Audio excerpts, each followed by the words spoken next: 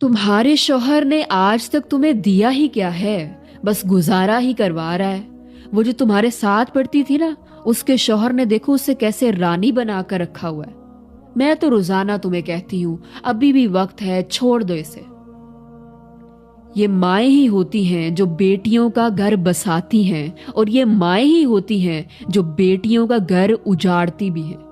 और बेवकूफ होती हैं वो बेटियां जो शौहर और ससुराल की तरफ से अगर कांटा भी चुभे तो माँ को बताए बगैर नहीं रहती।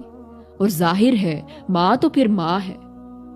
मेरी बहन, ऊंच नीच जिंदगी का हिस्सा है। अगर आप दूसरों से हर वक्त अपना कंपैरिजन करती रहेंगी तो कभी खुश नहीं रह सकेंगी।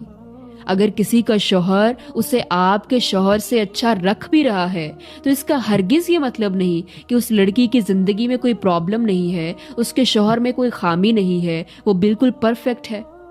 बिल्कुल नहीं। हर इंसान में अच्छाइयां भी हैं और खामियां भी। आप में भी कई खामियां होंगी। तो मेरी बहन, खामियों का डिंडोरा पीटने की बजाय आप अपने शौहर की अच्छाइयों पर फोकस करें और एटलीस्ट इन छोटे छोटे मामलात को खुद हैंडल करना सीखें।